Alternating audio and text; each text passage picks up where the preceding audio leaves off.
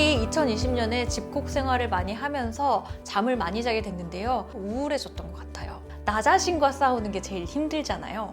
일찍 일어나기. 저는 올해도 아침 일찍 일어나기에 도전해보기로 했습니다.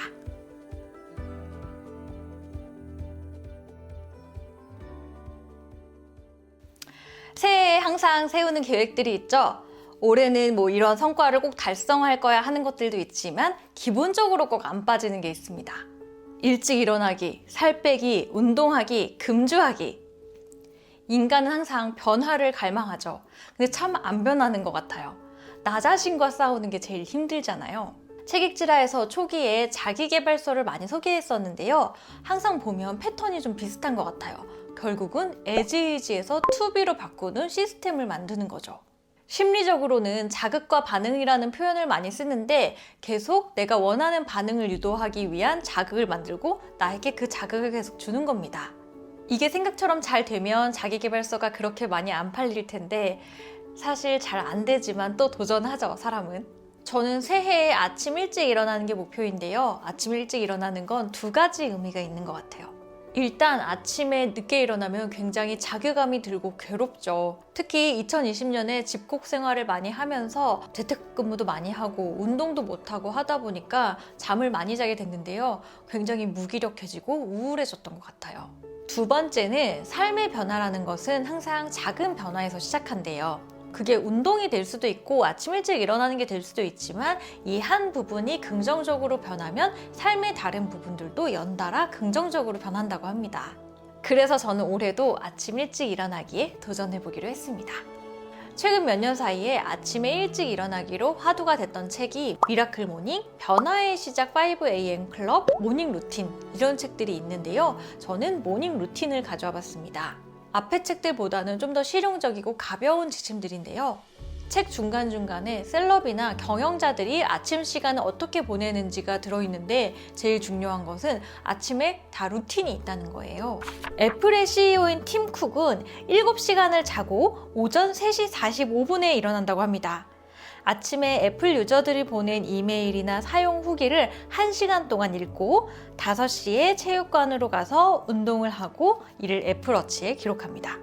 그리고 스타벅스로 가서 출근 전까지 더 많은 이메일을 확인한다고 해요. 아마존의 제프 베조스는 8시간을 자는데요. 알람 없이 자연스럽게 일어납니다. 신문을 읽고 커피를 마신 후 아이들과 아침 식사를 하며 대화를 합니다. 하루의 첫 회의는 10시에 시작하고요. 중요한 회의는 모두 오전에 배치한다고 합니다. 오후 5시가 넘으면 의사결정을 하지 않고 다음 날로 넘긴다고 해요. 이 밖에도 몇 사람을 더 소개하고 있는데 특이한 게 다들 잠을 많이 잡니다. 한 7, 8시간씩 자는 것 같아요. 결국 한국 사람들이 제일 적게 자지 않나. 또 하나는 알림을 잘 안 쓰는 것 같아요. 그냥 자연스러운 수면 패턴에 의해서 깨는 걸 하는 분들이 많았고요. 또 한 가지 공통점은 모든 사람들이 아침마다 같은 행동을 반복하는 정해진 루틴이 있다는 거죠. 그러면 어떻게 아침에 일찍 일어나는지 비결을 살펴볼까요? 첫째, 일찍 일어날 수 있는 환경을 조성한다. 자기 자신을 너무 믿지 말라는 거죠. 나 자신도 관리해야 될 대상으로 보고 환경을 만들어주는 건데요. 저는 특히 스마트폰과 술을 멀리하라는 게 와닿았습니다. 스마트폰의 경우에 침실에서 충전을 하지 않고 밖에다 두는 거고요. 술이 좀 어려운데요. 저자는 술을 집에다 많이 사서 쟁여놓지 않는데요. 정말 먹고 싶을 때 직접 나가서 한 병이나 딱 한 캔만 사오는 겁니다. 더 먹고 싶어도 없어서 못 먹게 만드는 거죠. 그리고 수면을 방해하는 것을 제거해야 하는데요. 멜라토닌이 많이 나와야 숙면을 할 수 있는데 조명이 강하면 멜라토닌의 분비가 억제된다고 해요. 따라서 잠들기 몇 시간 전부터는 방을 어둡게 하고 스마트폰이나 TV도 피하는 것이 좋습니다. 그리고 운동과 입욕도 자기 전 몇 시간은 피하는 게 좋습니다. 체온이 올라가서 잠이 들기가 쉽지 않다고 해요.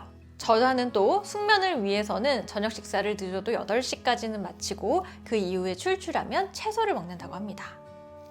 둘째, 아침에 설렘을 준다. 사람이 어떤 행동을 하는 데는 두 가지 요인이 있다고 합니다. 첫째는 불쾌로부터의 도피고요. 두 번째는 즐거움의 추구죠. 아침에 일찍 일어나는 일은 강박이 아니라 즐거움이어야 합니다. 나 자신과 싸우지 말라는 거죠. 저는 최근에는 아침에 일어나서 강아지랑 산책 나가는 게 즐거움인데요. 예를 들어 어제 산책을 아침에 읽어봐야지. 택배를 아침에 뜯어봐야지. 아침에 BTS 뮤직비디오를 봐야지. 하고 설렘을 세팅하는 겁니다. 여러분을 설레게 하는 것은 무엇인가요? 아침에 즐길 무언가를 만들면 아침에 일찍 일어나고 싶다고 합니다. 세 번째, 기록한다. 저자는 수면 노트를 적으라고 추천합니다. 자기 전에 5분간 내일 할 일을 적는 겁니다. 심리학에 자이가르닉 효과가 있는데 끝맺지 못한 일이 있으면 계속 마음이 쓰인다고 해요. 근데 내일 할 일을 적어놓고 거기에 따른 부정적인 감정도 함께 적어놓음으로써 일단 오늘 밤은 내려놓는 거죠. 글로 써보면 훨씬 더 마음이 편안해집니다. 뿐만 아니라 수면 시간도 늘 적으라고 하는데요. 수면 시간을 딱 정해놓지 않으면 줄었다 늘었다 한다고 해요. 그러면서도 우리는 스스로 기억을 미화시키는데요. 기억에 의존하지 말고 기록함으로써 우리의 수면 시간을 통제하라고 합니다. 넷째, 일어나는 시간을 고정한다. 수면에는 리듬이 중요하다고 합니다. 그래서 휴일에도 같은 시간에 일어나라고 하는데요. 체내 시계에 매일 같은 리듬을 부여하는 거죠. 매일 같은 시간에 자고 같은 시간에 일어나는 게 제일 좋습니다. 어렵죠? 또 일어나서 늘상 매일 하는 행동, 리추얼을 만드는 것이 좋습니다. 스타벅스의 CEO 하워드 슐츠는 매일 아침 4시 30분에 일어나서 맛있는 커피를 끓이는 것으로 하루를 시작한다고 해요. 심리학자 스키너가 말한 오퍼런트 조건부여가 있는데요. 쥐에게 스위치를 누르면 밥을 주면 쥐가 스위치를 누르는 것을 학습하는 행위죠.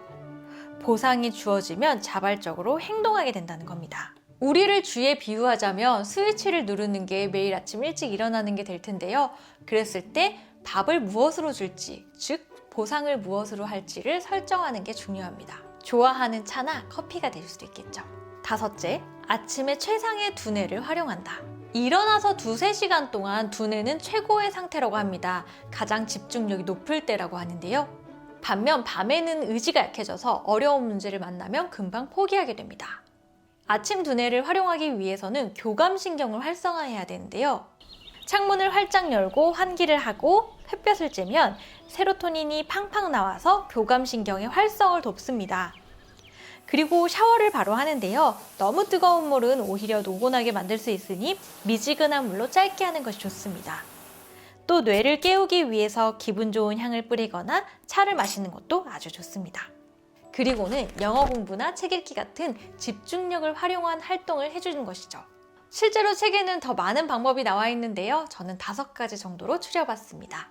저는 당분간 아침에 일찍 일어나서 인센을 피우고 명상을 해보려고 해요.